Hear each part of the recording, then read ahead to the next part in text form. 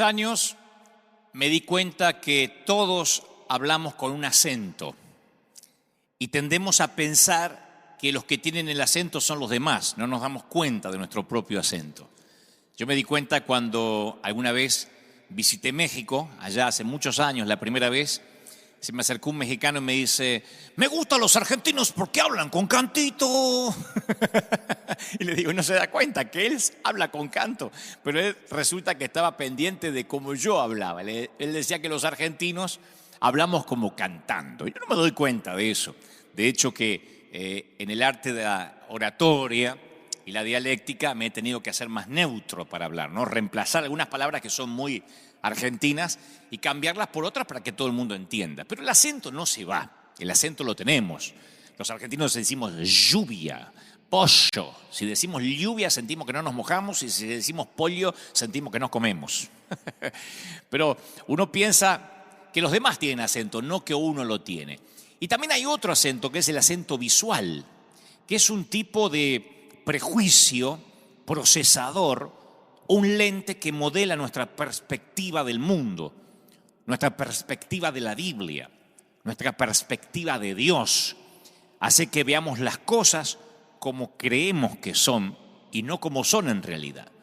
Entonces lo que hacemos es buscar algo que valide lo que ya creemos, lo que ya tenemos por sentado de que es así. Y buscamos validar las creencias, lo que ya aprendimos. Como dije una vez, nos cuesta horrores desaprender. Lo que ya aprendimos, como el cerebro es un músculo perezoso, no lo queremos cambiar. Alguien una vez llenó un barril de banderas multicolores y le dijo al público, al auditorio, que contaran las banderitas o las banderillas de color amarillo. Y luego todo el mundo empezó a contar las que veían de color amarillo y luego ordenó cerrar los ojos y que dijeran cuántas banderas rojas había. Y nadie recordaba, ni siquiera se había banderas rojas, porque habían visto selectivamente. Y si miramos la Biblia selectivamente, cuando leemos este libro selectivamente, quizá vamos a decir algo que no dice, porque vemos solo un fragmento, ¿no es cierto? Por darte un ejemplo, para los cristianos, por ejemplo, la palabra lealtad, esto es un ejemplo de lo que trato de decir en momentos, ¿no? Estoy nada más poniendo los fundamentos para después construir esta enseñanza. Para nosotros los cristianos la palabra lealtad se define como estar de acuerdo con el líder. Eso decimos los líderes. Tengo consiervos leales, tengo servidores que son leales, porque nos obedecen, porque nos dicen todo que sí, porque nunca están en desacuerdo. Entonces el desacuerdo recibe en nuestro ámbito cristiano el nombre de deslealtad. Si alguien está en desacuerdo, inmediatamente es desleal. Pero la verdad es que la lealtad se prueba cuando no estamos de acuerdo. Esa es la verdadera lealtad. La lealtad de David a Saúl no la demostró siendo el yerno favorito del rey. La lealtad la demostró cuando vivió en el desierto perseguido por su suegro. Pero nosotros vemos la lealtad con el lente de nuestro acento. Esto nada más es un ejemplo, porque a veces nosotros empezamos a creer que la Biblia dice ciertas cosas que no la está diciendo y decimos, la Biblia dice que hay que ser leal, no se revele a lo que dice su líder. Y la lealtad no es que uno esté necesariamente de acuerdo siempre, sino que aún estando en desacuerdo, sigo siendo leal. Siempre le digo a nuestra congregación, tienen un pastor, tienen una visión y un sitio a donde ir. Para ahí vamos. Y si alguien no está de acuerdo, puede bajarse en la próxima estación y subirse a otra congregación con otra visión. Pero por favor, sé fiel a esa visión, aunque a veces no la entiendas. Hace un tiempo, yo estaba almorzando en un aeropuerto, haciendo escala. No me acuerdo para dónde iba, pero sí me acuerdo del incidente que voy a contar. Entonces estoy tratando de comer algo en esos restaurantes que están así en los aeropuertos, que por cierto se extrañan, ahora que no se puede comer públicamente o con otra gente en cualquier sitio. Y se acerca una señora y me dice, ¡ay, usted se parece tanto a Dante Gebel! Dice, no lo puedo dejar de mirar, se parece tanto a Dante Gebel. Entonces me dio tanta gracia porque ella afirmó, ni siquiera me preguntó si yo era Dante, me dijo, se parece tanto a Dante Gebel. Entonces le digo, sí, soy muy parecido. Me dice, sí, solo que Dante es más joven que usted. Dice, él tiene el cabello más corto, es más morenito, un poquito más gordo, pero yo siempre lo veo en la tele, tiene que conocerlo, escúchelo que le va a hacer bien, y me recomienda que me escuche. Y yo no quise discutir con la señora. Yo dije, si ella quiere recordarme como cuando yo tenía 30 años, ¿quién soy yo para discutir? Y en el fondo la entendí, se fue y seguro le contó a los familiares que se encontró a uno parecido a Dante Gebel. Y la entendí porque creo que cuando uno se hace una idea de cómo se ve a alguien, es fácil dejar a esa persona congelada ahí. Y ella ya me había definido, me había puesto en un cuadro y así me concebía. Dante en su propia cajita, yo estaba dentro de una caja. Yo, en teoría, para ella era más gordito, tenía el cabello más corto, era más moreno y más joven. Eso estaba el Dante de su cajita. Y me sucede a diario eso, creo que nos pasa a todos. Me pasa cuando, por ejemplo, me ven conducir un programa de tele o el programa que tengo ahora en Vorterix o cuando hacemos Dante Night Show. Quienes me conocen de hace, 30 años y escuchaban mis programas de radio, dice, este Dante nunca cambia, siempre es el mismo loco. Yo lo escuchaba en la radio, cuando hacía El perro del pastor, el Christianator. Pues los que me conocieron hace poco, relativamente poco, hace, 10 años, predicando en la Catedral de Cristal, dice, ¿qué le pasó? ¿Por qué abandonó la sana doctrina y ahora hace un show? Porque no conocen de dónde vengo, ni conocen lo que yo hacía. Entonces creo que esto sirva como ejemplo de las personas que a veces van a la iglesia y conocen una partecita de Dios. Así como pasa con la gente, pasa con las escrituras y pasa con Dios. Las cajitas o los rótulos ayudan a que todo esté ordenado. No dejan que el cereal se derrame, no dejan que los libros se mezclen.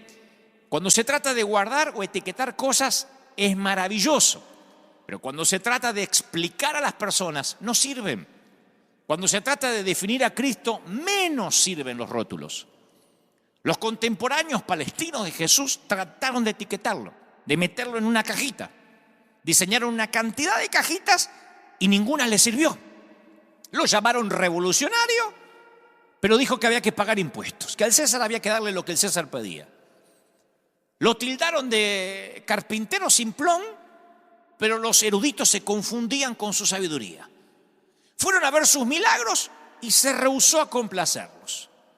Le dijo, transforma el agua en vino, haz un milagro como hiciste en Caná. No, ustedes están ciegos, pobres y desnudos, y no les hizo una cruzada de milagros como se la pedía. Era un judío que atrae a los gentiles, a los mundanos, un rabino que ponía loco a los religiosos, un hombre santo que se codeaba con prostitutas y personas de baja reputación. En una sociedad dominada por hombres, reclutaba mujeres, hablaba como un rey, pero vivía como un peregrino, y la gente no pudo ponerle una etiqueta. Y aún lo intenta ponerle una etiqueta. Han pasado años y la gente intenta ponerle una etiqueta a Jesús. De hecho, algunos tienen un Jesús en miniatura pegado a la pared o colgado del espejo retrovisor del automóvil. Y cada vez que necesitan un favor lo tocan y lo rezan como una forma de cábala, una manera de tener un mito que si lo toco me va a ir bien. Un predicador en la tele dice que si hacemos un pacto de siembra, Jesús está obligado a darte lo que pediste porque tiene que honrar tu pacto. Entonces reducimos a Jesús a un puñado de doctrina. Jesús es una receta y nosotros tenemos los ingredientes. Y si los mezclamos bien, Jesús aparecerá. Como Aladín, el genio, no Aladín, el genio de Aladín, ¿no? El genio azul. Que si nosotros frotamos la lámpara, aparece Jesús porque sabemos cuáles son los ingredientes. Y hasta los cristianos preferimos a un Dios que podamos manejar, que podamos controlar y decir lo que nos gustaría que Dios dijese, como les di el ejemplo de la lealtad y la deslealtad. Entonces la gente de la época de Jesús no sabía qué hacer con él porque no lo podían etiquetar. Como la señora que me encontró a mí salvando las distancias, la señora que me encontró en el aeropuerto. No, usted se parece a Dante Gebel, pero no es. Ni aunque le hubiese mostrado mi identificación, la habría convencido de que era yo. Porque no encajaba con el Dante que ella tenía en su cajita. Andá a saber, a lo mejor recordaba la foto mía de un libro, alguna foto con Photoshop. La cosa es que no le cerré que yo era ese que ella recordaba o que tenía en la cajita. Y Jesús hacía lo mismo. Hablaba con acertijos, sanaba a los enfermos, resucitaba gente. Y para la gente de su época, Jesús era alguien que confundía y escandalizaba. La razón por la que nos confunde es que siempre queremos hacer de Jesús alguien que Él no es. Y queremos hacer del Evangelio algo que tampoco es. Pedro, Juan y Jacobo también trataron de hacer lo mismo. Pienso, porque si no, ¿por qué Jesús los llevaría a aquella famosa expedición de Mateo 17? Dice que Jesús tomó a Pedro, a Jacobo, a Juan su hermano y los llevó a un monte alto y se transfiguró. ¿Recuerdan el monte de la transfiguración? El episodio de la transfiguración. Se transfiguró delante de ellos, resplandeció su rostro como el sol y sus vestidos, dice la palabra, se hicieron blanco como la luz. Y la mayoría de los historiadores ubica este acontecimiento en una montaña a 3.000 metros de altura, llamada Monte Hermón. Y ese gigantesco pico coronado de nieve era el lugar perfecto para el retiro de Cristo, con Pedro, Jacobo y Juan. Lejos de la multitud, solo los 4 amigos. A Jesús le faltaban unos meses para ir a la cruz. Y en algún momento, mientras Jesús oraba, el carpintero se transformó en una figura cósmica. Dice la palabra que se transfiguró delante de ellos, resplandeció su rostro como el sol y sus vestidos se hicieron blancos como la luz. El resplandor salía de cada poro de la piel, de la ropa. Marcos dice, el evangelista Marcos dice que los vestidos se lo vieron tan blancos, tanto que ningún hombre en la tierra los puede hacer tan blancos. O sea, no era el trabajo de una lavandería, era la presencia de Dios. Dios es luz, dice las Escrituras, y no hay tinieblas en Él. Él habita en la luz inaccesible. Entonces, el Cristo transfigurado es Cristo en su forma más pura. Pedro, Juan y Jacobo nunca lo habían visto así. Lo vieron caminar sobre el agua, multiplicar el pan, hablarle al viento, no sé, resucitar muertos, pero nunca lo habían visto como una antorcha encendida. Creyeron que eso era todo, pero aparecieron 2 acompañantes. ¿Recuerdan la historia, no? Moisés y Elías. El libertador y el príncipe de los profetas pasaron a través del velo que separa la tierra del paraíso. Y dice que aparecieron rodeados de gloria y hablaban de su partida que Jesús iba a cumplir en Jerusalén. Moisés y Elías eran, qué sé yo, el Washington y el Lincoln de los judíos, el San Martín y el Simón Bolívar de ellos, del pueblo judío. Los cuadros de Elías y Moisés colgaban en todas las galerías de los próceres famosos. Y ahora el fuego de la montaña hizo que Pedro metiera la pata. Quiso meter a Jesús en una cajita de grandes próceres de la historia judía. ¿Ven? Todos tenemos una cajita. Pedro dijo, ya está, ahí está, esa es la revelación. Meto a Jesús en la cajita de los próceres judíos. Hagamos 3 cajitas. Hagamos 3 monumentos para ustedes. Ni Dios ni le dejó terminar la frase a este Pedro, que yo creo que tendría algo de sangre hispana, ¿no? Porque dice que mientras que Pedro aún hablaba, una nube de luz los cubrió, y dice la palabra que se siente del cielo que dice, este es mi hijo amado, en quien tengo complacencia, a él oíd. No hay otro Pedro, no hay otro cabezón, es único. Ni Moisés ni Elías, ni Buda ni Mahoma. Este no es el mejor de todos mis hijos, es el hijo amado, el único. Y Pedro, Juan y Jacobo eran astronautas alunizando en la superficie lunar. Vieron lo que ningún ser humano vio, Cristo en su grandeza cósmica. Y entonces dice la palabra que se postraron sobre sus rostros y tuvieron un gran temor. El fuego de la montaña los llevó a un temor que no conocían, un temor santo, un temor saludable. Encontraron al Dios que puso las estrellas como diamantes sobre el terciopelo nocturno. Encontraron al Dios que se llevó a los profetas en carros. Conocieron al Dios que dejó al faraón maldiciendo al ver a sus oficiales tragar agua en el Mar Rojo. Los discípulos quedaron con sus caras en el suelo absortos. No podían creer que ese era Jesús, a pesar de que lo habían visto resucitar muertos, lo habían puesto en una cajita. Y creo que la mayoría de nuestros temores nos quitan el sueño y la paz, pero este temor que tenía Pedro, Juan y Jacobo era diferente. Es el temor de cuando Dios sale de tu cajita, fuera de la caja. ¿Cuánto hace que no tienes ese temor? ¿Cuándo fue que una comprensión de Cristo te dejó sin aire y te dobló las rodillas? No hablo del Cristo parecido al multinivel que cumple tus expectativas. Hablo de ese momento que te llenas de temor reverencial. Si hace mucho que no te pasa, eso explica el resto de tus temores. Cuando Cristo es grande, nuestros temores son pequeños. A medida que tu visión de Cristo se agranda, los temores de la vida disminuyen. Un Jesús pequeño, un Cristo de domingo, no tiene poder sobre las células cancerígenas. Un Cristo de domingo no tiene poder sobre el COVID-19. El Cristo de domingo es para tocarlo cuando cuelga del espejo retrovisor. Tú dices, bueno, yo no tengo uno colgado del auto, pero el Cristo de domingo es similar. Lo metemos en una cajita y por eso los temores son tan grandes. Nosotros tomamos todas las medidas preventivas al salir a la calle. Lo vieron recién los que están mirando esta transmisión desde temprano.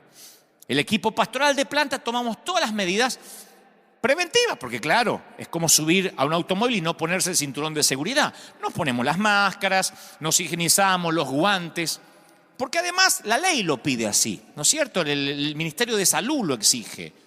Pero me asombra a los cristianos que dicen, no salgan, ay, se sacó la mascarilla, ay, queremos Dante para rato, no se muera. De verdad, no es que yo salgo a tentar a Dios, pero no entiendo el pánico.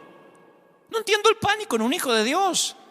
Esto lo aclaro, no estoy diciendo no te pongas mascarilla, no te importa que no te importe la cuarentena. Yo entiendo que esto es también parte de la prevención y de obedecer. Ahora, el pánico, el miedo. Yo nunca salí a la calle con miedo. Nunca salí a repartir alimentos pensando que me puedo morir. No, es que un Cristo de domingo no tiene poder sobre el COVID-19, ni sobre los colapsos financieros, ni sobre las calamidades familiares. Un Jesús de cajita es portátil. Cabe en una cartera, cabe en un estante, pero no hace nada por tus temores. Y Jesús vio a la cajita a la cual lo habían confinado los discípulos.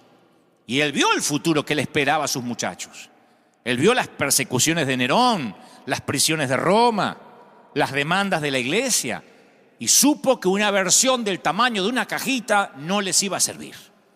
Les quitó los márgenes a sus ideas preconcebidas. Y todos los temores se derritieron en Pedro, Juan y Jacobo, que después iban a contar el testimonio, se derritieron como cubitos de hielo en el verano. Dirían como David, Jesús es mi luz y mi salvación. ¿De quién voy a temer? No es que Dios cambie, nosotros cambiamos al ver más de Él. No es que Dios cambie, nosotros cambiamos al ver más de Él. Vemos dimensiones, aspectos, características que no habíamos visto. Entonces no podemos definir a Cristo a una doctrina, a una denominación, ni siquiera lo que dice un pastor, ni siquiera lo que yo te digo. Por eso estoy convencido que en esta temporada difícil que vive el planeta, Dios nos está dando nuevas estrategias fuera de la caja, que serán un catalizador para un movimiento mundial. Estoy convencido. No son una palabra de aliento, porque yo no soy coach, yo no vengo a alentar a nadie, necesariamente. Yo lo creo en un movimiento, creo en una gran cosecha. Esta pandemia va a redefinir a las iglesias, a nosotros, tal como se las conoció hasta hoy.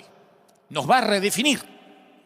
Hechos 15, el libro de los Hechos, el capítulo 15, es la crónica de una reunión de concilio donde los líderes se reunieron, hicieron un cónclave para ver qué hacían con los gentiles. El famoso concilio de Jerusalén para los historiadores de la Biblia, o los teólogos. Los gentiles que se salvaban, los que no eran judíos, se les llamaba gentiles, que se salvaban, estaban impregnados de mitología griega, de politeísmo, o sea, la adoración a muchos dioses. Adoraban al dios del agua, al dios de la lluvia, al dios del sol, al dios del sol. Todo eran dioses para ellos. El politeísmo era parte de la mayoría de los gentiles. Aparte no sabían nada del Antiguo Testamento, del Antiguo Pacto. No tenían ni idea quién era Moisés, ni la creación, ni el diluvio, ni David, ni Esther. Abraham era chino básico. Entonces cuando ellos entran al reino, redefinen la iglesia de algún modo. Y los apóstoles hicieron una cumbre para saber qué hacer, porque se estaba llenando de chusma el reino. Pablo y Bernabé contaban cómo los gentiles vivían milagros asombrosos. Dice, mira, son gentiles, no entienden quién es Moisés, no entienden quién es Esther, pero Dios los usa, los bendice, los llena con el Espíritu. Pedro mismo cuenta cómo esta gente no seguía los ritos religiosos, pero estaban llenos del poder de Dios. Entonces los apóstoles tenían que decidir si iban a permitir que el mover del Espíritu redefiniera la iglesia tal como ellos la conocían y la concebían, o iban a cortar de cuajo ese mover para proteger la identidad judía. Entonces la Biblia, para hacer la historia corta, dice que ellos llegan a la siguiente conclusión después de ese cónclave. Llegan a la siguiente conclusión. Dice, por lo tanto, yo considero que debemos de dejar de ponerle trabas a los gentiles que se convierten a Dios. No le hagamos la vida difícil. No le pongamos palos a la rueda al gentil que se tiene que circuncidar, que tiene que saber quién es Moisés, que estudie quién es Abraham, que sepa qué animal entró en el arca, que por qué no dejó la suegra fuera del arca. No le compliquemos la vida. Porque le pareció bien al Espíritu Santo y a nosotros, está la conclusión que llega al cónclave del Concilio de Jerusalén, nos pareció bien no imponeros ninguna carga que no es necesaria. Y el resto es historia. El Evangelio comienza a extenderse por todo el mundo con más fuerza que nunca. Y esta pandemia nos pone en ese mismo umbral otra vez. Está por ocurrir una enorme cosecha que va a venir por la gente menos pensada y de las formas menos concebidas. Fíjense en si no, las iglesias cerradas. ¿Creen que Jesús se fue de vacaciones? ¿Que Dios se fue de vacaciones? ¿Creemos eso de verdad? Yo creo que se va a redefinir, se está redefiniendo la iglesia. Ya en este tiempo. Hay un montón de gente que no va a saber nada de religión, de teología, de los fundamentos de la historia de la iglesia, de qué creemos, de nuestro manual de constitución, de lo que cree la cuadrangular, la asamblea rectangular. No saben nada. Y vamos a tener que enfrentar, señores, la decisión de nuestros antepasados en el Concilio de Jerusalén. ¿Detendremos el mover del Espíritu para salvar al Jesús de la cajita? ¿O aceptaremos el riesgo de ser incomprendidos por la comunidad religiosa? A mí mismo me dicen, cuando yo estoy en Radio Vorterix, que es una radio de rock, donde me dijeron, ¿te animás a darle aliento a los argentinos sin hablar de religión y sin bajar línea religiosa? ¿Cómo no voy a poder hablar de principios bíblicos? No necesito llenarme de versículos y Dios, Dios, Dios, Dios a cada rato para dejar contento a los que tienen al Jesús de la cajita. ¿Cómo voy a decir que no?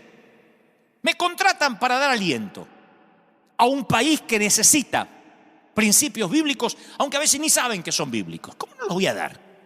Si Jesús predicaba así. A Jesús se le pedía que siempre estuviera desenvolviendo el rollo de los profetas. Él hablaba de los pajaritos, comparaba el reino de los cielos con una mujer que perdió una moneda, hablaba de la oveja perdida, del sembrador. Por eso lo llevaron a la cruz, porque no les entraba en su cajita de rabino, porque no predicaban en las sinagogas. Entonces la religión siempre busca la forma de alejarnos de las personas que más necesitan de Dios. Y vamos a tener que hacer frente a las tormentas de la reputación. Y muchos vamos a tener que ensuciarnos las manos con las almas de los hombres. Vamos a tener que ensuciarnos las manos con las almas de la gente.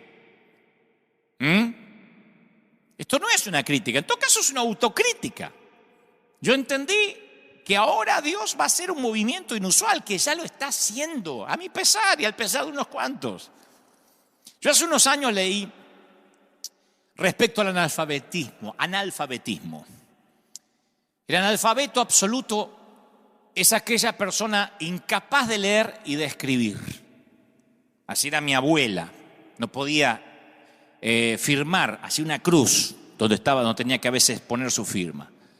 Después está el analfabetismo gramatical, que son aquellas personas que no tienen ni idea que lo son, pero desconocen las reglas ortográficas, gramaticales, escriben como quieren. Creo que eso tiene que ver mucho las redes sociales y los mensajes de texto, ¿no? Que abrevian como quieren y a veces lastima la vista leer como algunos escriben. Es una suerte de analfabetismo gramatical. Después está el que es analfabeto por desuso, que se refiere a aquellos que una vez cumplida la función descifradora del analfabetismo, se vuelven analfabetas por no tocar un libro jamás en sus vidas. Gente que aprendió a leer y escribir, fue a la secundaria y capaz que a la facultad y nunca más tomó un libro. Uno se da cuenta hasta en los oradores, por su falta de sinónimos, su dialéctica pobre. Eso cuando uno no lee, lo aprendimos de nuestras madres. Mi vieja decía, lee mucho, Dante, para tener un rico lenguaje. Tenemos un lenguaje maravilloso de nuestros Cervantes, una herencia maravillosa de los que hablamos español. Y hablar mal no es una excusa. Uno tiene que leer y cualquiera tiene acceso a cualquier libro, a cualquier información, ¿no? Bueno, esa es una suerte también de analfabetismo. Y después está el analfabetismo tecnológico, que se refiere a la incapacidad de utilizar las tecnologías. Ahí ya algunos estamos metidos ahí, ¿no? Que no entendemos mucho los controles remotos ni las aplicaciones y nos tenemos que rodear de gente más inteligente que nosotros para esas cuestiones. Y después está el que es analfabeto espiritual, que son las personas que no leen la Biblia por sí mismos y si la leen no la disciernen y si tratan de pensar en algo de las Escrituras repiten algo que escucharon del pastor, del cura o del rabino. Y esa suerte de analfabetismo ha llegado a nuestro pueblo cristiano de una manera alarmante. Yo hablé de esto muchas veces, aún en las giras que hacía por el mundo. El libro de Hebreos nos muestra que está dirigido a creyentes que ya han sido bastante enseñados en las verdades bíblicas. Y aquellos que leían la carta de los Hebreos ya habían escuchado prédicas poderosas de ministros ungidos y todas las enseñanzas sólidas se encuentran en los primeros 4 capítulos de Hebreos. Así que eso nos da el contexto de que cuando el escritor a los Hebreos va a decir lo que ahora te voy a decir, no le estaba hablando a recién convertiditos. En el capítulo 5, después de 4 enseñanzas sólidas, en los capítulos anteriores, el escritor se dirige a aquellos que estaban reunidos y le dicen, se hicieron tardos para oír, debiendo ser ya maestros. ¿Se acuerdan? Después de tanto tiempo tienen necesidad de que se les enseñen cuáles son los primeros rudimentos de la palabra de Dios, los primeros palotes. Tienen necesidad de leche y no de alimento sólido. Multitudes en la iglesia hemos sido enseñados con verdades bíblicas y experimentamos sermones, pero a veces, la mayoría de las veces fue espiritualidad prestada. La crisis me parece a mí más seria que actualmente estamos viviendo como pueblo cristiano y en esta pandemia se empieza a notar, es la crisis de desarrollo. Esa crisis delata que la mayoría de los miembros de nuestras iglesias, algunos son inmaduros, no sé si la mayoría, pero una gran minoría, vamos a decir, aunque parece un oxímoron, ¿no? Una gran minoría, o que no han crecido lo suficiente. Tienen cierta edad cronológica como creyentes, pero la vida psicológica, la vida espiritual no se desarrolló al mismo nivel. Un padre se preocuparía si su hijo no crece normalmente y su cuerpo se desfigura de manera grotesca por falta de crecimiento. Yo pienso que Dios siente lo mismo al ver a algunos creyentes que después de 20 años, 30 años, siguen en sus cunas tomando el biberón. Es una imagen grotesca. Se proyecta una imagen grotesca porque el alimento sólido les provoca indigestión. Y su condición no se debe a una mala formación genética, pobrecito, sino a su desprecio, según las Escrituras, por lo que Dios puso a su alcance para su normal desarrollo. Entonces, ¿el diagnóstico cuál es? Raquitismo espiritual. ¿Y qué significa? Estoy haciendo esta suerte de introducción a lo que ahora sigue. ¿Qué significa el raquitismo espiritual?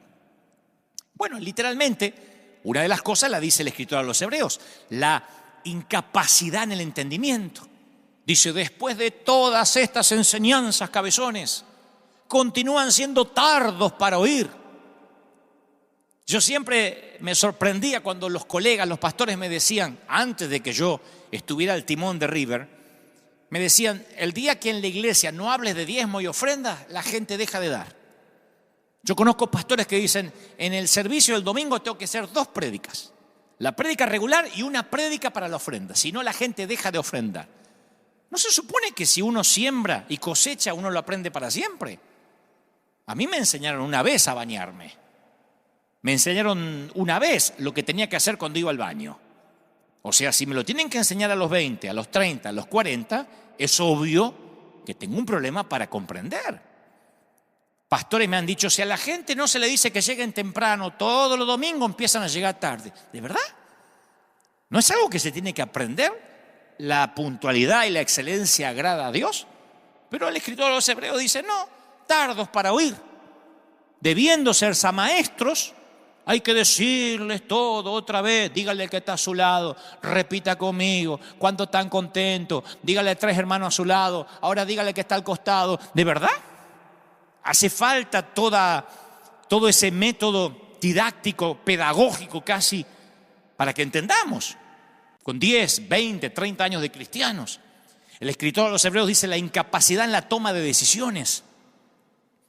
Nos dimos cuenta de que hay gente que no da pasos en fe, no se casan, tienen miedo a contraer una relación. Están enamorados, pero tienen miedo, están esperando 4 confirmaciones divinas. No emprenden nada por sí mismos. Son líder dependientes o pastor dependientes.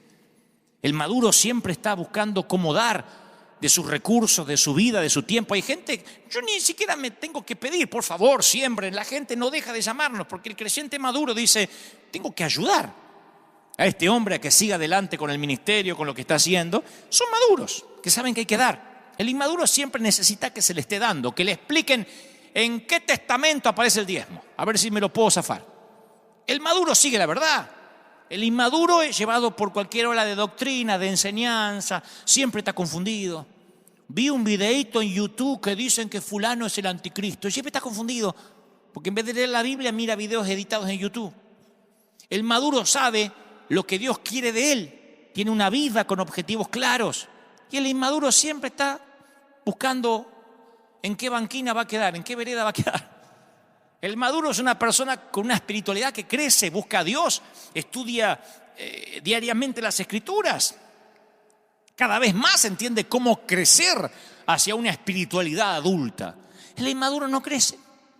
Vive una vida de carnalidad, de chuleta, como dice un amigo. Lee un versiculito, hace bibliomancia, a ver qué me sale. Como si fuera las galletitas de esas casas chinas o el horóscopo. Un versiculito, un salmito, a ver qué me dice el salmo. El maduro es adulto en sus decisiones, influye en otros. Y el inmaduro no influye en nadie, si tiene influencia es negativa. Entonces, ¿cuál es el diagnóstico? No está creciendo, no están creciendo. Pero lo que a mí me preocupa, lo que a mí me aterra, el síntoma fundamental es la incapacidad de transferir vida. Cuando uno toma leche, si es un niño, tus órganos no pueden reproducir. Por más enseñanza, por más buena doctrina que tenga una iglesia, si una iglesia no crece, es porque hay un retraso espiritual. Uno puede decir, no, crecen aquellos porque aceptan a cualquiera. No, si tus órganos pueden reproducir, una iglesia se reproduce y crece. Cuando uno se alimenta solo de leche y no de alimentos sólidos, tu sistema inmunológico se ve afectado y estás expuesto a contraer todo tipo de enfermedades. Te atrofias espiritualmente, no puedes engendrar. En Israel existe el Mar Muerto, que ustedes lo habrán escuchado alguna vez. Yo lo conocí, de hecho, personalmente. Un extenso lago que toca las fronteras del Jordán. Y los depósitos minerales lo hacen uno de los puntos más ricos del planeta. El agua de mar normal, qué sé yo, tiene 4% de contenido mineral. Eso es lo que le da el gusto a salado. El Mar Muerto tiene un 22% de contenido mineral. Ustedes pueden ver los pilares de sal que llegan a la superficie. El agua parece aceite de bebé. pero no ves los paisajes comunes que se ven en Medio Oriente. No hay aldeas de pescadores, redes para pescar, aldeanos vendiendo pescado, gaviotas revoloteando. No, el Mar Muerto es rico, abundante, pero no tiene vida. ¿Cuál es la razón? No hay salidas.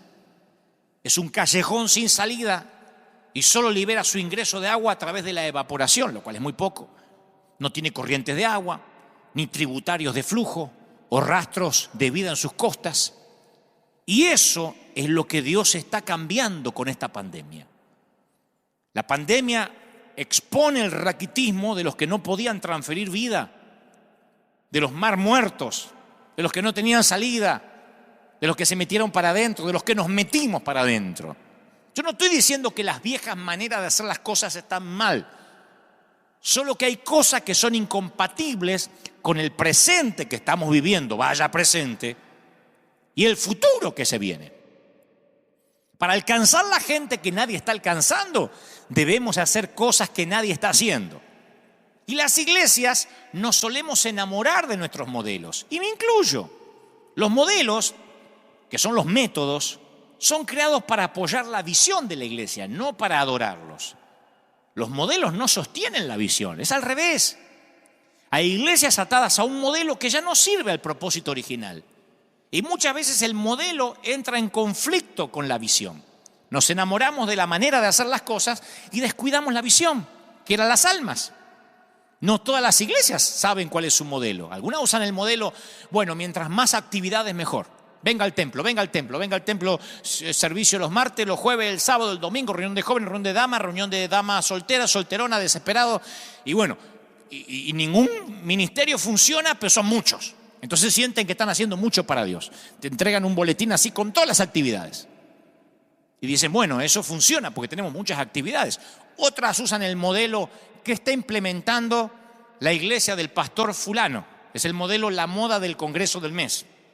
Entonces, el pastor asiste a un congreso, vuelve a casa y agrega un nuevo modelo a su iglesia. Y en el proceso de cuidar el modelo, sin querer descuidamos la visión original. ¿Cuáles son? Diría Carlos Anacondia, mi amigo, las almas. Las almas perdidas. Carlos siempre me dice, Dante, no te olvides que eres evangelista. Y el corazón del Señor está en las almas. La hija de Carlos dice que soy uno de sus mejores imitadores. Amo a Carlos y recuerdo siempre su consejo. Esto se trata de almas. No lo dice solo Carlos, lo dice la Escritura. Por años nos enseñaron que debemos relacionarnos con los inconversos solo si los podemos convencer de estar en lo correcto. O sea, a ver cómo digo esto.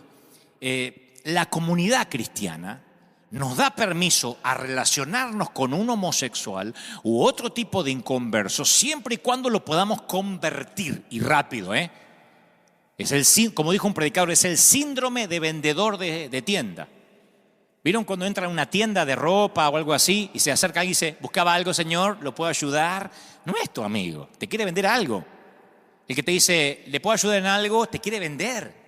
Y uno dice, no, estoy mirando, hasta nos molestamos a veces. Estoy mirando. Al rato viene otro y dice, ¿lo puedo ayudar? No necesito ayuda para mirar, tengo los ojos desde que nací. Entonces, de la misma forma, el inconverso sabe cuando nos acercamos para venderle a Jesús. Y nada de lo que decimos le suena sincero. Mi pregunta es, ¿cómo sería la relación si tuviéramos un interés auténtico en amar a esa persona? La gente lo notaría. No que lo queremos convertir ya y le damos una oportunidad. No. Y si nos acercamos para amarla, eso es lo que yo entiendo que el Señor está haciendo en este tiempo. Dios está colocando, a raíz de que los templos están cerrados, colocando agentes, y si no están haciéndolo ahora porque están en cuarentena, esto va a ocurrir, agentes en forma estratégica en los rincones más oscuros de la sociedad. El reino de los cielos, lo describió Jesús, es como la levadura que una mujer tomó y mezcló en una gran cantidad de harina hasta que fermentó, leudó, permeó la masa. Mateo 13:33. Nosotros somos sus agentes secretos, disfrazados de médicos, me consta de enfermeros, que vaya que son héroes actuales, cristianos que tienen que hacer oraciones de entrega en el minuto final en que esas almas parten a la eternidad, además de luchar con el coronavirus. Ahí están, luchando, peleando en la trinchera, amas de casa, programadores de computación, maestros de escuela, gerentes. Ese es el propósito de Dios, que esa gente se meta como levadura en la masa, permeando la sociedad. Somos creyentes poderosos encubiertos como gente común, estratégicamente asignados a servir a la sociedad.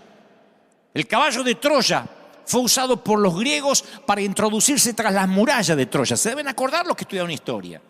Durante la noche los soldados abrieron las puertas desde adentro del caballo y provocó la caída definitiva de Troya. Babilonia es el claro ejemplo de cómo Dios leudó la sociedad a través de sus agentes secretos. El rey de Babilonia, Nabucodonosor, destruye Israel, toma prisionero a unos cuantos jóvenes, entre ellos hay 4 que la Biblia menciona, que conocen todos: Daniel, Sadrach, Mesach, Abednego. Nabucodonosor estaba tomando cautivo Babilonia. Y uno lo lee y dice, wow, tomando cautivo a estos muchachos para llevarlos a Babilonia. Y cuando uno lee esta historia dice, wow, son cautivos, son esclavos. Pero yo veo la historia bien y veo que Dios estaba tomando cautiva Babilonia, metiendo 4 topos. El plan estratégico de Dios comienza cuando Daniel decide no contaminarse con la comida del rey e insiste en orar 3 veces al día, arrodillado en dirección a Jerusalén. ¿Se acuerdan? No los voy a aburrir con la historia porque la historia es muy conocida. Los otros 3 se unieron a la batalla al rehusarse e inclinarse ante el ídolo que había levantado Nabucodonosor. Y cuando Dios vio que contaba con personas que no se contaminaban con el sistema, los unió a la cultura. No los metió en un templo. Los unió a la cultura como la levadura a la masa. No se contaminaron, pero Sadrach, Mesach, Abednego y Daniel, que en realidad se llamaba Belsasar ahí en Babilonia, hasta tomaron nombres babilonios. Belsasar era el dios de Nabucodonosor. Y por 70 años, estos muchachos desmantelaron los poderes de las tinieblas desde dentro. El rey Ciro fue el último de los gobernantes al cual Daniel sirvió. Y finalmente el rey persa Ciro liberó al pueblo de Dios e incluso financió el multimillonario proyecto del templo. Ciro escribió un prototipo de derechos humanos que se usa hasta el día de hoy en las Naciones Unidas.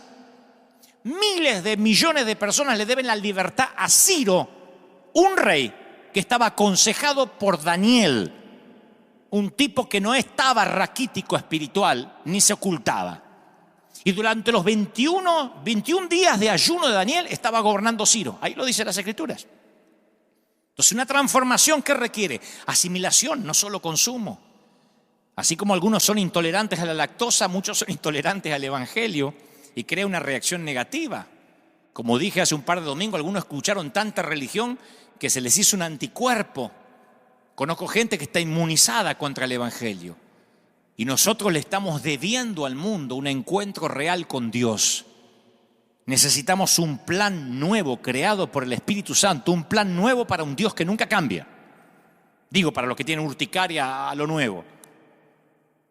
Le estamos debiendo al mundo la manifestación de los hijos de Dios. Por eso yo, cada día que se extiende la cuarentena, me pregunto si acaso Dios no está planificando esto para que esto que está pasando ahora ocurra. Miren la cantidad de miles, de cientos conectados ahora y como yo, otros tantos. Alguna vez Dios nos mostró, y yo se lo comenté a la congregación local, que el estanque de Betesda que relatan los evangelios representa a dónde ha estado la iglesia hasta hoy. Y el río de Ezequiel representa este nuevo tiempo que se viene ahora, incluso cuando esta pandemia termine. La Biblia habla en los evangelios que en Jerusalén, cerca de la puerta de las ovejas, había un estanque en hebreo llamado Betesda, el cual tenía 5 pórticos y había una multitud de enfermos, de cojos, de ciegos, de paralíticos que esperaban el movimiento del agua. Se creía que un ángel venía a mover el agua. descendía de tiempo en tiempo, agitaba el agua y el primero que descendía al estanque después del movimiento del agua, ese era el que se sanaba. La historia está en Juan 5:2. Los detalles siempre son importantes porque los evangelios fueron escritos por testigos oculares. 5 pórticos, 5 puertas, tiene una importancia profética. Es una hermosa imagen de los 5 ministerios: profeta, apóstol, evangelista, pastor y maestro, ¿no? Los 5 ministerios enviados para equipar a los santos. Y ellos son los que proveen el acceso al poder directo de Dios. Cuando los 5 ministerios concluyen, fluyen y convergen, crean alianzas estratégicas en el cielo. Ahora, ¿por qué yo creo que esta pandemia nos moverá del estanque al río de Ezequiel? Porque el estanque representa una estructura de gobierno diferente al río de Ezequiel. El estanque representa a nuestro pastorado tal cual lo conocíamos hasta hoy.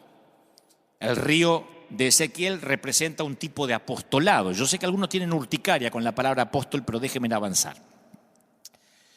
Cuando Estados Unidos redactó la Constitución, ellos querían una estructura gubernamental diferente a la monarquía británica, porque el rey tenía mucho poder concentrado. Entonces pensaron que una república constitucional estaba pensada principalmente para limitar el poder del presidente. No era un rey, era un gobierno democrático. Entonces, de ese modo, equilibraban el poder en la toma de las grandes decisiones. Pero después pensaron, hicieron una enmienda y dijeron, bueno, ¿y qué pasa en tiempo de guerra? En tiempo de un ataque, como fue el famoso 9/11, 11 de septiembre, el fatídico 11 de septiembre. Un presidente con esa burocracia, con todo un Senado, es muy lento para defender un país, para contraatacar. Y entonces hicieron una enmienda, la redactaron y la titularon la Ley Marcial. La Ley Marcial transforma la República Constitucional en un gobierno militar. Y el presidente, bajo fuego, se convierte en comandante en jefe de las Fuerzas Armadas. No necesita que la mayoría del Senado le apruebe el plan de batalla. Tiene la facultad de tomar decisiones rápidas. De allí que se dice, cuidado que puede apretar el botón rojo, ¿no? Si no se promulga la ley marcial durante una guerra, la misma estructura del gobierno, los senadores, los diputados, los que tienen que votar, limita la facultad en liderar las fuerzas. Y este es un ejemplo de cómo a veces la estructura gubernamental puede potenciar o limitar a sus líderes. ¿Sí? En estos años de peregrinar cristiano, yo he observado cómo la iglesia hemos construido estructuras gubernamentales poniendo a Jesús en una caja, a la iglesia en otra caja, a los líderes en otra caja, y esas estructuras están en derredor de los líderes, incapacitándolos para lo que tienen que hacer para Dios. A veces son nuestras propias vacas sagradas que no nos dejan crecer o ver formas diferentes de predicar. La protección de las vacas es uno de los ejes del hinduismo, por eso digo vaca sagrada, la religión dominante de la India. Para el hinduismo todo lo que proviene de una vaca es sagrado, no se puede tocar una vaca. Imagínate un argentino que no pueda comerse una vaca, yo no podría vivir nunca en la India. Hay vacas sagradas dando vuelta libremente en la India y también en nuestras iglesias, a las que nunca se las objeta. Nunca las examinamos de manera objetiva, simplemente son reverenciadas porque estamos forzados a vivir con esas vacas. Y las vacas sagradas a veces pueden tomar muchas formas, pero son fáciles de ubicar con una simple pregunta: ¿por qué estamos haciendo esto?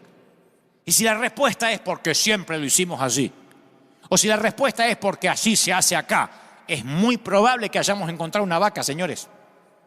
Es grave cuando se añade al evangelio algo que no es necesario y se predica como si fueran términos bíblicos, como diciendo, no está en la Biblia, pero tendría que estar. De allí salen cosas como, wow, terminó el culto y no hizo pasar la gente al frente. A mí me han dicho eso. Un día fui a River y no me gusta ese pastor, no hizo pasar la gente al frente. A veces sí, a veces no. Imagínate a Jesús al finalizar el sermón del monte diciendo, ¿quién quiere ser mi discípulo? Levante la mano. ¿Habrá alguien allá arriba de la higuera que quiera bajar? ¿Cuándo? El llamado al altar se inventó desde 100 años para acá. Fue usado por un evangelista gringo, Charles Finney, como un medio para que la gente se apartara para hablar acerca de la salvación. Pase al altar. ¿Está bien hacerlo? Sí, pero tampoco está mal si alguien no hace llamado al altar. Es una vaca sagrada. O la oración de entrega. A mí me han dicho, terminaste de predicar y no hiciste la oración de entrega. Se perdieron. ¿Se imaginan una escena donde Jesús guía a sus discípulos a una oración de entrega? Dios prefiere ver un solo convertido verdadero que un océano lleno de decisiones de gente convencida. ¿O cuántas veces hemos escuchado? Yo mismo he predicado así en mis primeros pasos, cuando decía, dale a Jesús una oportunidad. Fíjate vos, le decíamos a la gente que le den una oportunidad a Jesús, como diciendo, prueba este shampoo que no se te cae el cabello. Interpretando mal lo que Apocalipsis 3:20 dice, yo estoy a la puerta y llamo. ¿Cuántos evangelistas usamos ese versículo para pintar un cuadro patético de Jesús? Jesús muerto de frío, ábrame, que me estoy mojando. Ábrame la puerta del corazón, el picaporte está de adentro, me tengo frío. No, las palabras en el Apocalipsis no son para los perdidos, son para la iglesia de la Odisea. Jesús está fuera de su propia iglesia llamando para que lo dejen entrar a Él. Por eso dice, el que tenga oído, oiga lo que el Espíritu dice a las iglesias. Jesús no está fuera llamando para entrar. Ellos están fuera de su reino. Y ellos pueden estar tocando toda la noche como las 5 vírgenes insensatas que no tenían aceite y que Jesús nunca las dejará entrar porque no cumplen los requisitos de un corazón arrepentido y precavido. O el seguimiento a los nuevos. A mí me han dicho siempre, y ahora que la iglesia está cerrada, ¿cómo seguimos a la gente? Perdimos el control de la gente, me dijo el otro día alguien. Perdimos el seguimiento, hay que llamar por teléfono para que la gente no se pierda. Yo voy a la vida de Jesús y me asombro que Él no tenía ningún programa de seguimiento. Este modelo de iglesia de pandemia con templos cerrados era el modelo de Jesús. Si no, Él se hubiese atrincherado en una sinagoga y hubiese dicho, vengan, acá estoy, 5 servicios diarios. Él acostumbraba a la gente a seguirle a Él, lo llamaba para que lo sigan a Él. Nunca fue de puerta en puerta buscando al tipo que sanó la semana pasada para compartir otra parábola con Él. Él siempre tenía la actitud, si quieren vida, tendrán que venir y seguirme. Nunca dijo, Pedro, ¿le tomaste el celular al joven rico? Me parece que se fue ofendido. Hay que llamarlo lunes, miércoles, jueves, llegarle con una Biblia de regalos. Nunca. Yo no estoy diciendo que seguir, hacer un plan de consolidación esté mal. No me malinterpreten. Lo que digo es que cuando algo se transforma en tradición y si no lo haces está fuera de la doctrina y te niegan el cielo, es porque estamos amarrados a una vaca sagrada. Ni siquiera es importante que tengas una Biblia, sino que la pongas por obra. Hace un par de domingos me dijo, no me gusta que dice los versículos de memoria y no lo lees de las Escrituras. ¿De verdad? ¿De verdad tengo que decir capítulo 4, versículo 5, página 727 de la Reina Valera para ser más espiritual? ¿Cuántos gobernantes juran con la mano encima de la Biblia y después hacen lo que quieren? Son corruptos, como si la Biblia no hubiese significado nada. La Biblia en sí mismo no tiene ningún poder, hasta tanto la ponga por obra y la obedezca. Por eso tenemos que entender esta temporada. Porque esta temporada es la que más se parece a la iglesia primitiva, al concilio de Jerusalén, a Jesús fuera de la caja. El Señor sana a un ciego con lodo. ¿Recuerdan la historia? Pregunto, ¿había algo en su saliva, en el polvo de Jerusalén, en el agua del estanque donde lo mandó a lavarse? ¿Dónde estaba el poder? ¿En la saliva, en la tierra o en el estanque? Porque creo que si pasara hoy, las 3 cosas sentarían un precedente doctrinario. Seríamos la iglesia de la saliva, la tierra y el estanque. Y después nos dividiríamos, la iglesia de la saliva santa, la iglesia de la saliva menos santa. ¿Por qué Naamán tenía que zambullirse 7 veces? Porque 7 es el número perfecto. No, pudo haber sido 10 saltos de rana en la arena, 7 vueltas al árbol, 14 brincos a un poste. El gran tema era tratar con su orgullo, su obediencia, su fe, su persistencia, su carácter. El hombre es una criatura con costumbres que se aferra, nos aferramos a las tradiciones. Por eso es muy importante entender, líderes, saber esto. ¿En qué época, en qué temporada estamos liderando? Porque si no entendemos estos tiempos de cambio, no vamos a saber liderar correctamente en esta crisis. Nos desesperamos porque decimos, bueno, la gente va a dejar de ofrendar, la gente va a olvidar quién es su pastor, no lo voy a poder discipular, no puede tener célula. Nos empezamos a desesperar porque se nos cae el Jesús de la cajita. Es lo que hicieron los rabinos con Jesús. No, ven a la sinagoga y haz milagros aquí dentro, no en las calles con la gentuza. Y Jesús estaba fuera de la caja, en las calles,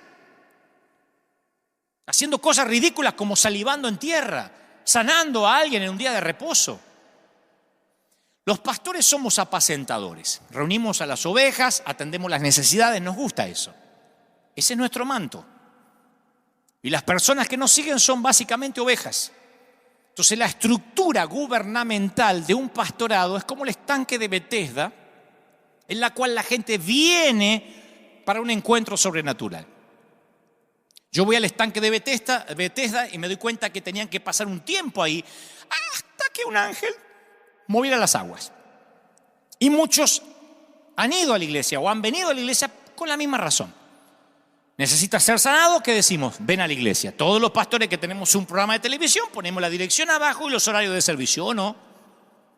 No decimos, yo te voy a visitar a tu casa, encontrame en la calle.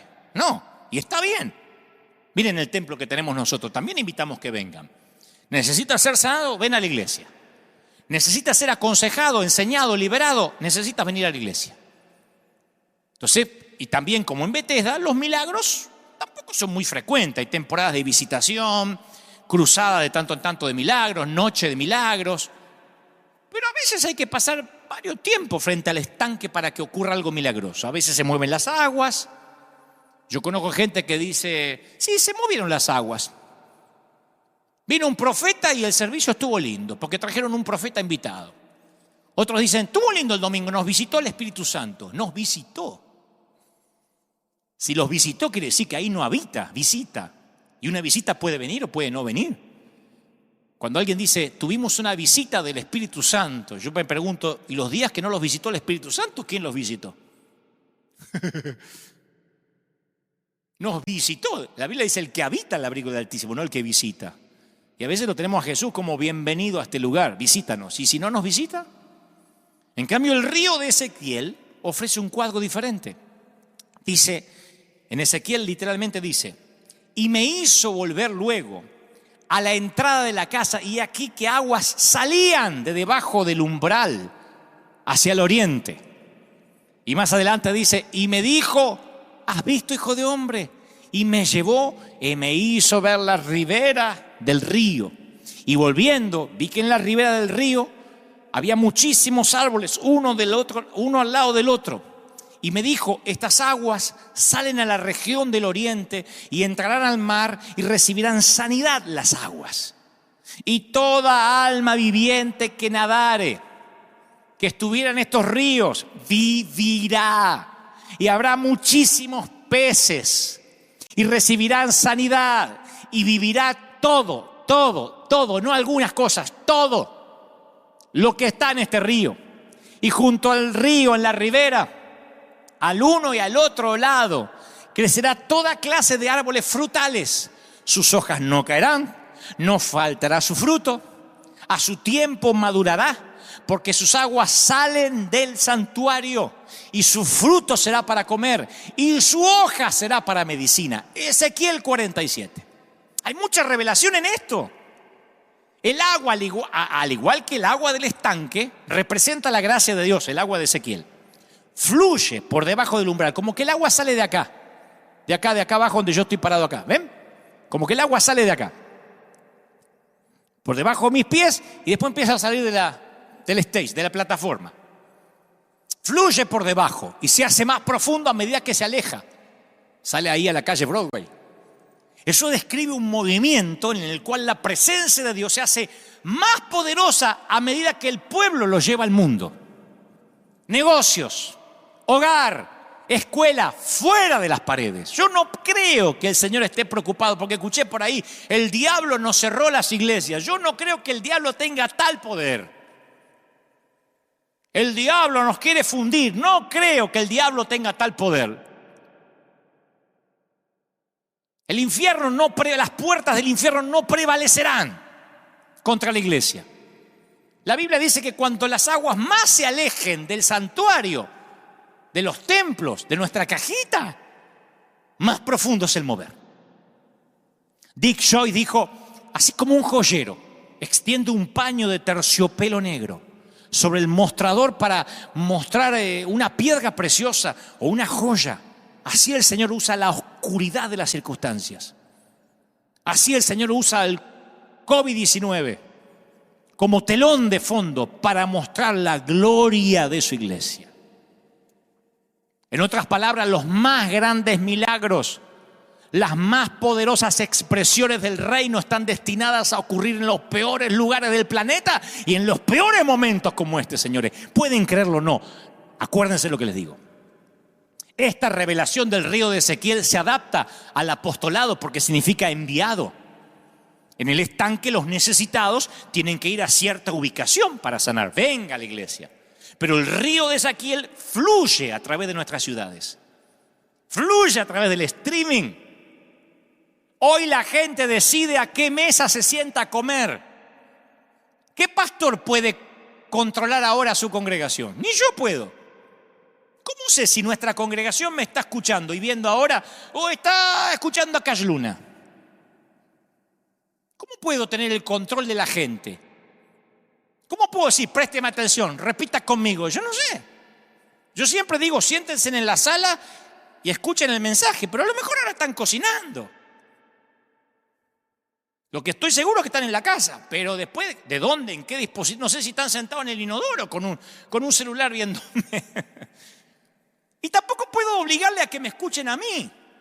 Por ahí lo quieren escuchar al otro fulano y lo escuchan. La gente decidió a qué mesa se sienta a comer. Y nosotros nos da inseguridad a los pastores porque el pastor congrega como estanque, el apóstol envía como río. La palabra apóstol, antes que alguien diga, es que yo no creo en los apóstoles, déjenme hablar esto y no crean que me voy a autopostular apóstol porque no me interesa. La palabra apóstol viene del mundo secular romano. Los romanos eran muy agresivos para extender su imperio y ellos decidieron implantar su cultura. Eran un gobierno de facto, un gobierno dictatorial. Ellos tenían cónsules que lideraban las embajadas de culturización y se llamaban apóstoles. Apóstol no es una palabra que inventó el Señor Jesús, lo inventaron los romanos. Y cuando Jesús promovió a los suyos para que entendieran cuál era el trabajo que iban a hacer, no los llamó patriarcas, ni sacerdotes, ni rabinos, porque hubiesen pensado, si él le decía, ustedes serán mis rabinos, hubiesen pensado que se tenían que esconder en una sinagoga. Los llamó por un título político que ellos entendían y que definiría su llamado y responsabilidad. Si a mí me dicen, Dante, vas a ser embajador, yo ya entendí. Tengo que representar mi país en otra nación. Cuando les dijo, ustedes serán apóstoles, como los ejércitos romanos primero luchaban por el territorio y luego enviaban a los apóstoles a enseñarles la cultura, a meterse en la sociedad, los muchachos entendieron lo que era un apóstol. Es un enviado a establecer la cultura en un lugar. En este caso, la cultura del cielo en la tierra. Un apóstol es enviado a soltar el cielo en donde quiera que vaya. Un apóstol no es para que necesariamente tenga una mega iglesia o para que la gente le diga apóstol. Por eso digo, nada tiene que ver con el título que se conoce y mucho menos con los que se autootorgan algunos el título. Hablamos de una iglesia apostólica en tiempo de crisis. Un líder puede plantar 100 iglesias, pero si esas iglesias no ocasionan una transformación cultural en sus ciudades, no son apostólicas. Aquí reunimos en tiempos regulares 10.000 personas cada domingo aproximadamente en el condado de Orange. Pero en el condado de Orange hay 3.200.000 habitantes. Y si la tasa de crimen sigue subiendo, la tasa de divorcio no varía, las maras, las pandillas siguen creciendo, significa que no estamos siendo ni luz ni sal, por más que crezcamos a 8 servicios diarios. Reunir a los creyentes un par de horas los domingos no es sinónimo de transformación cultural, es inefectivo para hacer luz. Dios permita que nos podamos reunir, pero cuidado, las estadísticas negativas de una ciudad siempre hablan de la iglesia. No podemos decir, el barrio está mal, pero la iglesia está bien porque No entrará la muerte donde la sangre de Cristo esté en las puertas. Eso es sacar de contexto una enseñanza. Si una iglesia llega a un lugar, tienen que decir: estos que han trastornado el mundo entero vinieron también para acá, como en Hechos 17:6. Una iglesia que llega a una ciudad la trastorna, la cambia. ¿Dónde? En las calles. Y como muchos no lo hemos querido entender a tiempo, ¡pac!, se nos cerró la persiana y vamos a tener que salir a la calle, porque a medida que la cuarentena sea menos estricta, quizás lo último que abran sean las reuniones masivas. Y en esto hay un plan divino. Yo escuchaba el otro día declaraciones de ministros de salud que decían: lo último que se va a abrir son reuniones masivas como partidos de fútbol, conciertos o mega iglesias. Entonces voy a decir esto con temor y seguridad. La forma de gobierno nuestra, del pastorado, tal vez no estaba diseñada para transformar ciudades. Estaba desarrollada para atraer personas, para crear una cultura de Betesda, donde los rebaños se reúnen, se sanan, son felices, lo cual es lindo. Acá hay una familia feliz en tiempos normales. Y la mayoría de nuestros pastorados suelen ser irrelevantes para la sociedad, porque nuestras estructuras gubernamentales están edificadas para congregar, no para desplegarse. Están edificadas para resistir, no para atacar. Somos la resistencia en lugar del ejército invasor. Y el gobierno apostólico, como el de Ezequiel, crea una atmósfera sobrenatural que afecta a todo lo que toca, como leímos. Desde el pez, que tipifica a la gente, los seres vivos, a los árboles, las naciones, las ciudades que están en la orilla. En todo lugar que el río, que vio Ezequiel, toca, todo es productivo. Produce fruto todo el año, no una temporada. No cuando viene el profeta, no en Easter, en Pascuas, no en Navidad, no cuando hacemos una noche de milagros. Todo el tiempo. Esa es la diferencia de un estanque a un río. Por eso una vez nosotros sentimos y recibimos que esta iglesia tenía que llamarse Río, River en inglés, que no tiene que ver con el equipo de fútbol, porque si no tendría que llamarse Boca, por el club de mis amores. Pero no es Boca Church, es River, que tiene que ver con un río. Ahora bien, en esta pandemia, la transición de un pastorado a una forma apostólica de gobierno no elimina nuestro llamado como pastores, nos reposiciona. Yo trato de alentar a mis queridos colegas: esto nos va a reposicionar, créanlo, de parte de Dios. Las ovejas se seguirán congregando, ya sea personalmente, por streaming, pero ya no para ser felices, saludables, solamente raquíticas, que hay que controlarlas, alimentarlas con leche, sino para ser entrenadas, para ser enviadas al mundo como la levadura que permea la sociedad. Y a medida que la iglesia hace esta transición, los servicios ya no son reuniones sociales, sino sesiones de entrenamiento sobrenatural del Espíritu Santo. El Espíritu de Jehová está sobre mí, porque me ungió Jehová para predicar buenas nuevas a los abatidos. ¿Recuerdan?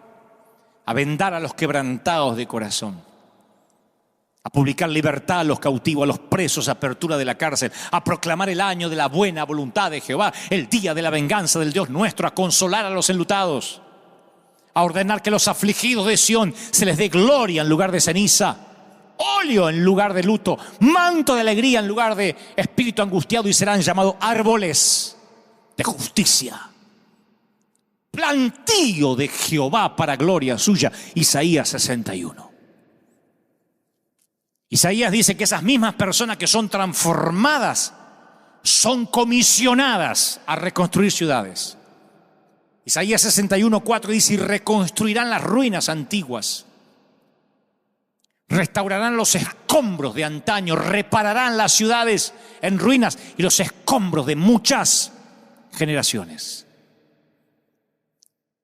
Yo creo que viene el tiempo de una iglesia sobrenatural.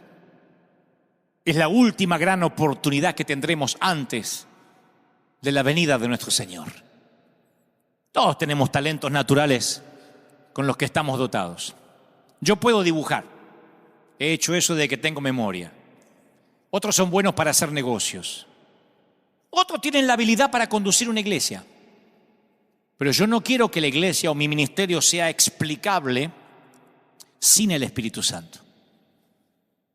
Cuando Dios no se muestra en un servicio, a mí me fastidia, me pone muy mal. Yo hace unos años me ponía feliz cuando una multitud venía a oírme predicar, pero esos días pasaron hace mucho. Ahora deseo que el Espíritu Santo haga cosas que no haya forma de atribuírselas a mí. Yo quiero vivir una vida de manera que no pueda ser reproducida ni falsificada.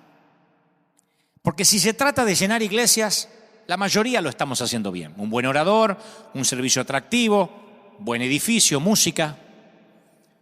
Pero Dios quiere que sea algo mucho más que luces, música, despliegue. Recuerden a los profetas de Baal.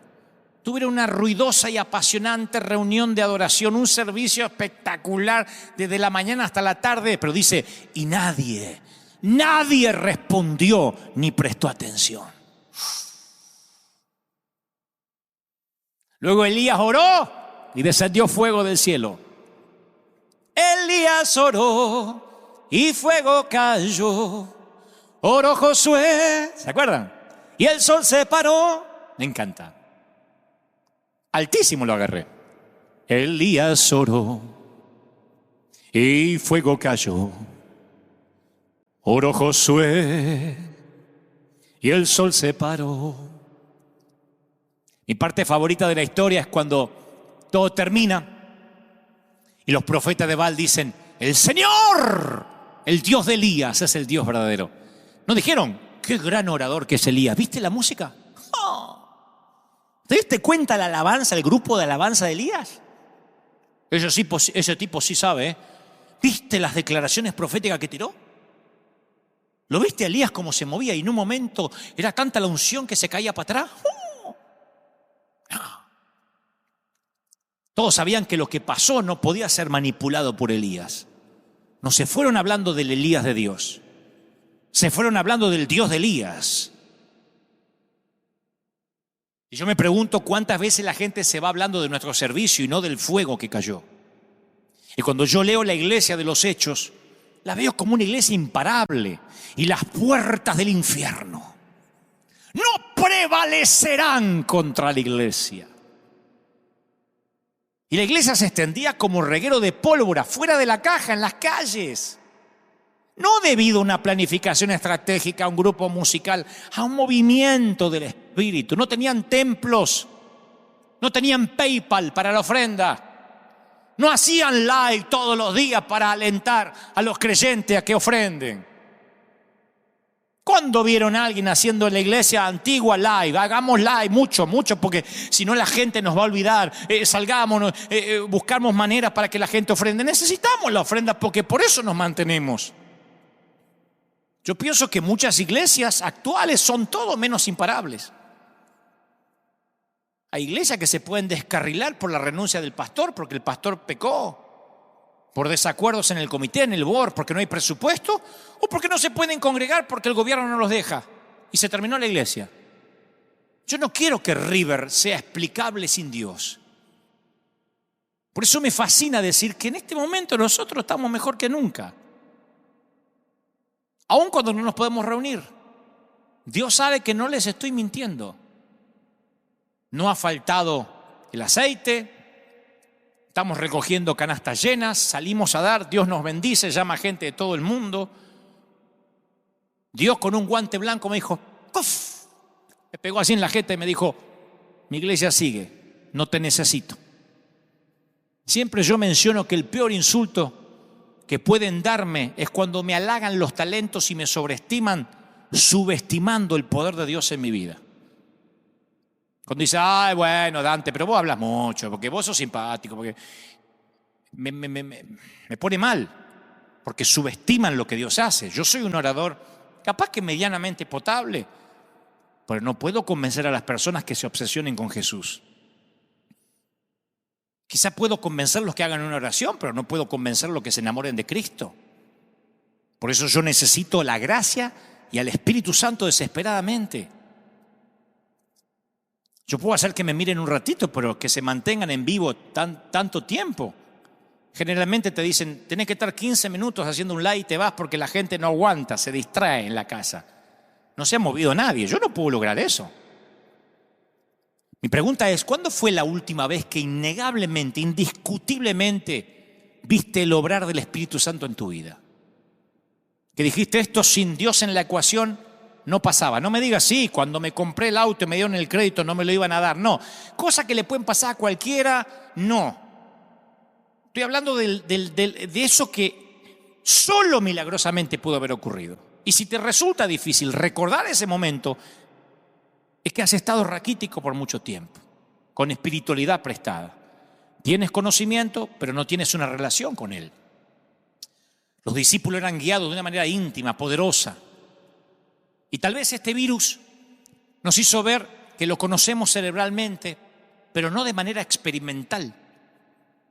Sabemos del Jesús que hace caminar a la gente sobre las aguas, pero nunca caminamos nosotros. Si solo quieres ser una buena persona, no necesitas al Espíritu Santo. Paga los impuestos, besa a la suegra, no patees al gato y serás una buena persona. Pero esta temporada no es para ser buenas personas, es para darnos cuenta que la iglesia debe salir fuera de la caja. La iglesia de los Hechos era imparable y no tenían templos y los perseguían. Eran los tiempos cuando ser cristiano no era decir algo, era decirlo todo. Ser cristiano era ponerle precio a tu cabeza.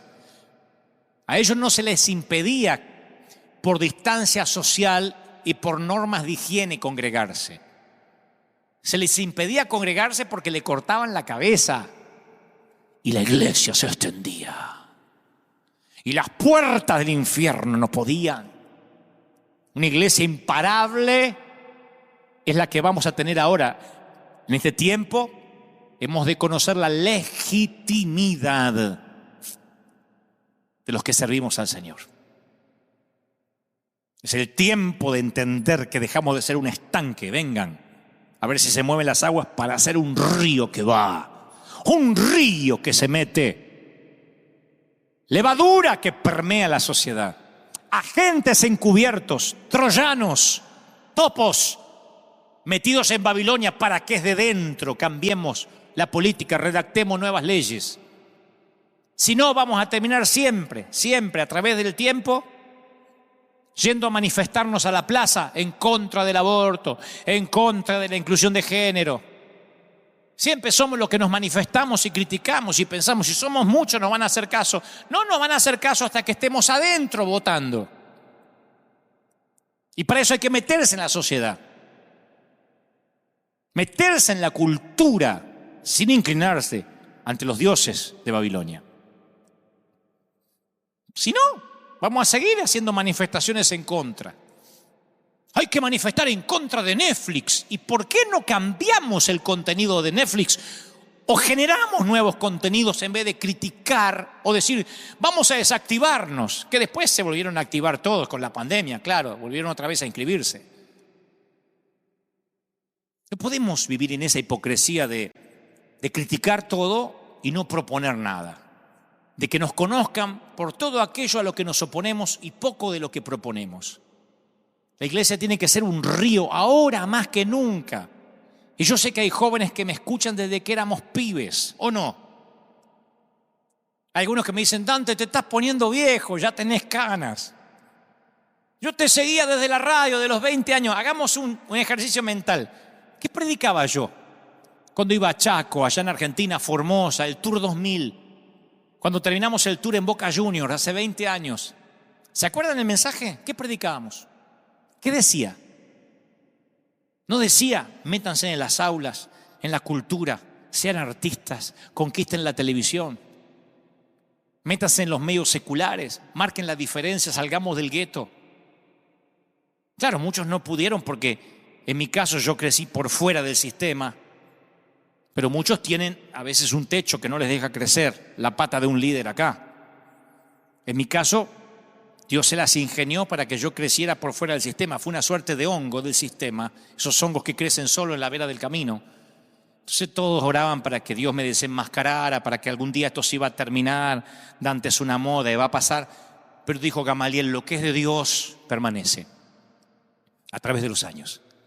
Tienen el don de la longevidad. Pero Dios nos da una oportunidad única. Estamos en el portal, en el umbral de la historia, donde vamos a tener que decidir si seguimos siendo un estanque y esperamos que nos abran los templos de nuevo para que la gente vuelva, o entendemos lo que Dios nos está tratando de decir, salir. Pero no a repartir de otra bolsa de comida, No solo repartir comida y ayudar, salir a predicar, buscar nuevas maneras de predicar, nuevas formas. No sé, ojalá supiera cuáles son esas maneras, pero buscar nuevas estrategias de predicar, de salir. El streaming es uno.